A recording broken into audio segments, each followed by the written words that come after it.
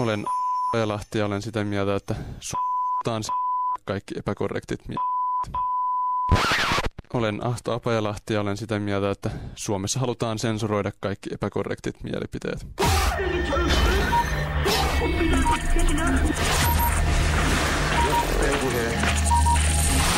Mielipidevanki.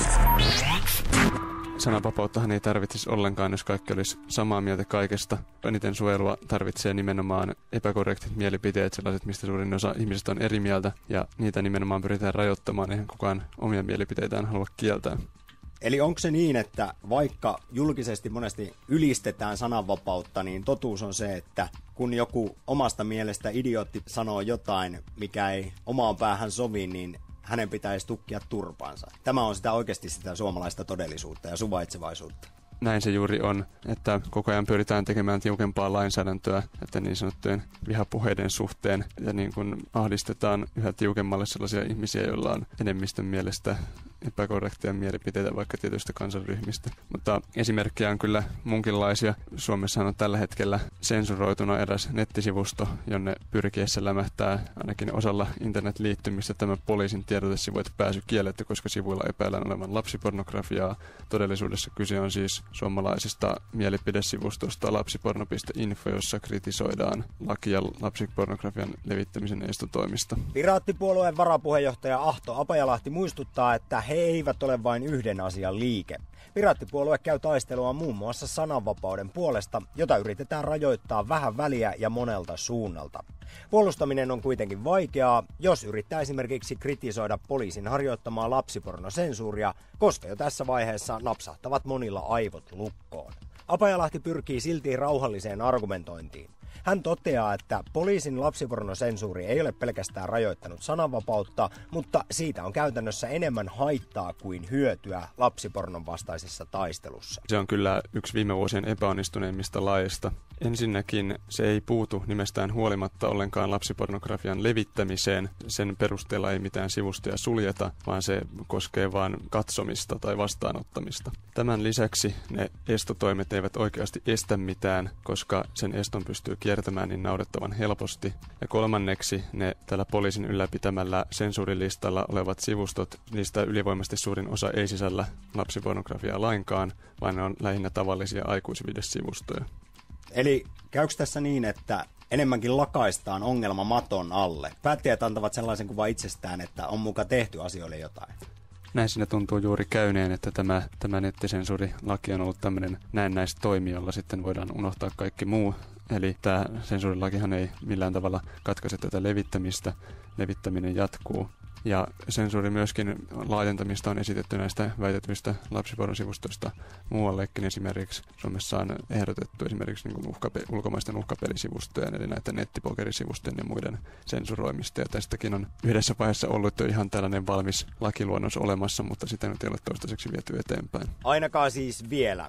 Epämieluisia mielipiteitä pyritään kuitenkin jatkuvasti tukahduttamaan. Näin sanoo Piraattipuolueen varapuheenjohtaja Ahto Apajalahti. Ja esimerkkejä riittää. Aika ajoin vaaditaan muun muassa natsisymbolien esittämisen ja holokaustin kieltämisen kriminalisointia EU:ssa. Kyse ei ole siitä, etteikö natsien rikosten kieltäminen olisi idioottimaista, vaan jokaisen perusoikeudesta sananvapauteen. Kyllä me aika pitkälti tätä mieltä ollaan, että niin kauan kuin ei mennä tällaiseen uhkailuun tai väkivallalla uhkailuun tai muuhun, niin kauan kuin siihen ei mennä, niin meidän mielestä pitäisi olla sallittua kaikenlainen kärjekäs mielipiteen ilmaisu.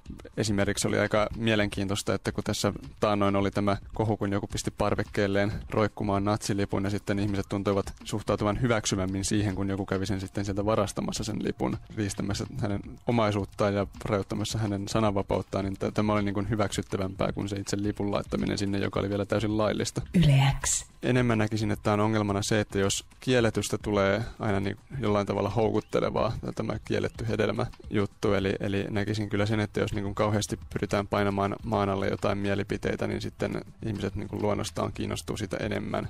Ja mielestäni niin kuin tällaiset typerät mielipiteet pitäisi jättää omaan arvoonsa, eikä niin kuin antaa niille liian suurta merkitystä yrittämällä kieltää niitä.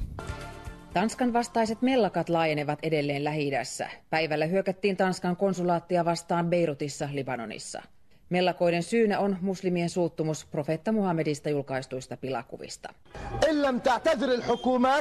Näin vuonna 2006, eikä ollut tunnetusti ensimmäinen kerta, kun uskon asioista on vedetty herneet nenään. Kyse on monelle siitä pyhimmästä. Siihen on turha sananvapautta sotkea. Viime vuonna YK:n yleiskokouksessa hyväksyttiin uskontojen halventamisen vastainen julkilausuma. Ja Suomen laistakin löytyy tietysti uskonrauhan rikkominen, joka siis kieltää Jumalan pilkan ja uskovaisten pyhien asioiden herjaamisen. Mutta onko tämä oikein? Piraattipuolueen varapuheenjohtaja Ahto Apajalahti sanoo, että ei. Ei ole syytä, miksi uskonto olisi tabu ja muiden aiheiden yläpuolella. Meillä on eduskuntavaaliohjelmassa ensi kevään eduskuntavaaleihin on juuri tämä tavoitteena, että sekä uskonrauhan rikkomisesta kohdalta että kiihottamisesta kansanryhmää vastaan pitäisi poistaa tällaiset pelkkään herjaamiseen tai loukkaamiseen liittyvät kiellot ja jättää sinne ainoastaan ne tällaiseen uhkailuun liittyvät kiellot.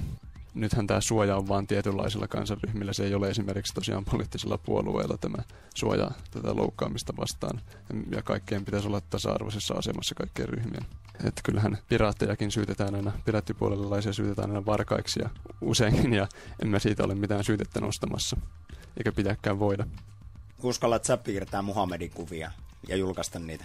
No enpä kyllä nyt ensimmäisenä tulisi mieleen. Tosin tässähän oli kyllä hiljattain Facebookissa tämmöinen Piedä Muhammed-päivä yhteisö, missä aika paljon piirroksia ilmeisesti tuli. Facebook jossain vaiheessa poisti sen ryhmän, mikä on taas esimerkki kyllä tästä, miten mielipiteitä halutaan vaientaa. Ja tosin ilmeisesti myös sitten palautti sen ryhmän sinne. En itse osallistunut tähän kyllä. Karkea kielenkäyttö ja kritiikki pitäisi siis olla sallittua kaikkia ryhmiä kohtaan. Ja ainoastaan esimerkiksi väkivallalla uhkailuun pitäisi puuttua. Sen sijaan Suomessa ollaan kiristämässä vihapuhelakia. Ahto Apajalahti toteaa, että nykyilmapiirissä myös tuon kyseisen termin hyväksikäyttö on suhteellisen helppoa.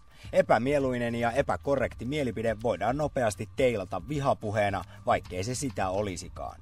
Samalla Apajalahti toteaa, että myös oman sananvapautensa peräänkuuluttajista löytyy niitä hyväksikäyttäjiä. Välillä kyllä tuntuu vähän siltä, että nämä ihmiset, jotka kovasti haluaisivat päästä loukkaamaan toisia kansanryhmiä lain puitteissa, eivät kuitenkaan sitten hyväksy esimerkiksi Suomen lipun polttamista tai vastaavia sananvapaustekoja, mikä tällä hetkellä myös on itse asiassa Suomessa kiellettyä.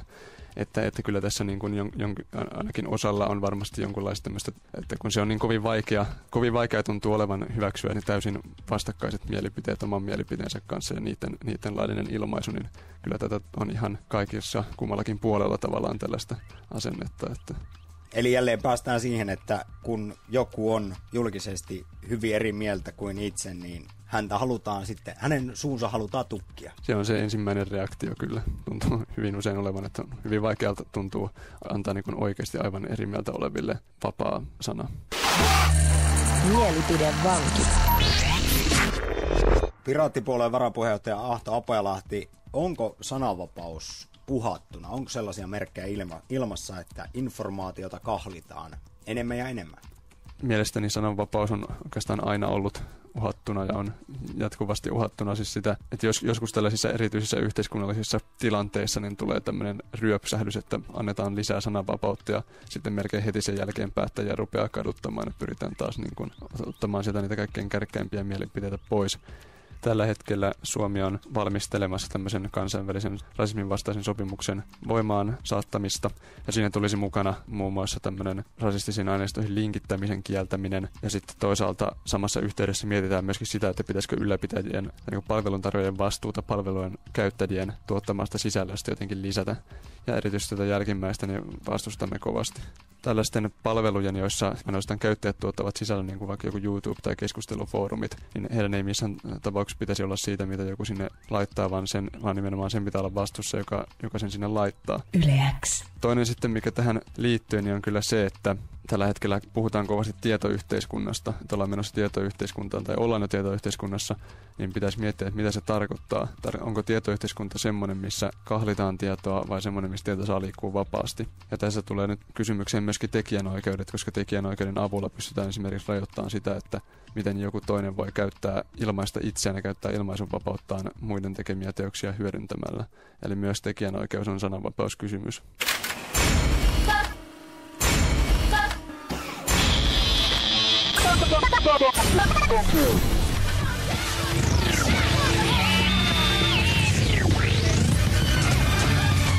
Musiikkiteollisuuden päästöt. uhkaavat ilmakehää.